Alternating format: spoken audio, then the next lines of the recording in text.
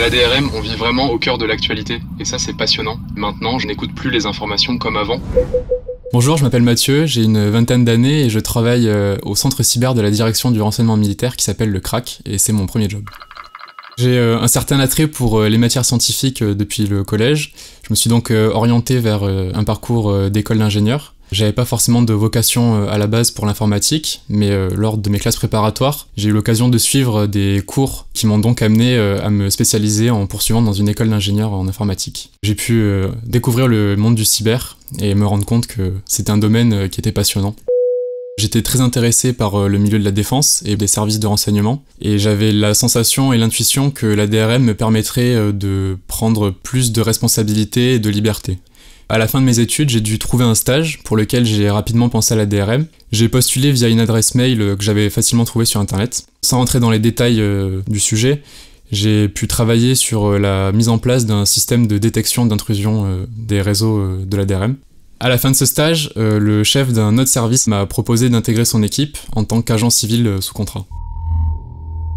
Je commence donc ma première mission au centre cyber. Je peux évidemment pas rentrer dans les détails, mais pour faire simple, on me demande d'étudier une surface avec une finalité assez large, et c'est à moi donc de penser et de réaliser les différentes étapes qui permettront à mon équipe de parvenir au but qui nous avait été fixé. À la DRM, on vit vraiment au cœur de l'actualité, et ça c'est passionnant. Mon projet était focalisé sur un pays qui est l'un de nos compétiteurs, et maintenant je peux vous dire que je n'écoute plus les informations comme avant.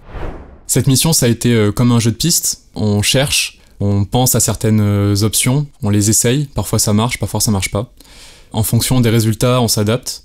Avec le recul, je me rends compte que mon chef m'a laissé quand même beaucoup d'autonomie sur la mission. C'est une chance et c'est ce que j'attendais aussi de la DRM, donc ça a été pour moi une grande satisfaction. Pour mener à bien la mission, j'ai pu m'appuyer notamment sur mon chef et sur mon binôme. On s'entend très bien puisque on a déjà eu l'occasion de travailler ensemble avant cette mission. Il était dans l'équipe dans laquelle je suis arrivé lors de mon stage. Ça a été vraiment un plus de pouvoir travailler avec lui. Et puis donc oui, ça a été une super opportunité aussi de travailler sur un sujet très intéressant avec un collègue que je considère presque comme un pote. On a pu fêter ça comme il se doit, en dehors du travail, mais je donnerai pas non plus de détails sur ce sujet-là. On va dire que c'est aussi classé secret défense.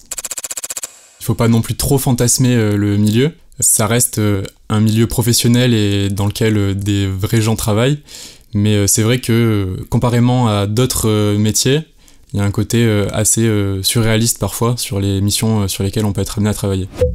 Si je peux donner un conseil aux étudiants d'informatique, franchement, si vous cherchez de l'adrénaline, n'hésitez pas à vous diriger vers des services de renseignement, et particulièrement la DRM, évidemment. Les sujets sont passionnants, sont atypiques, vous les trouverez pas ailleurs, ça c'est sûr. Les sujets sont passionnants et les finalités sont plus stimulantes que de gagner de l'argent à tout prix. À la DRM, je pense que vous donnerez un sens vraiment très particulier à votre carrière. Et puis franchement, quand je vais au boulot, ça m'arrive jamais d'y aller à reculons. Je suis vraiment content de me lever tous les matins.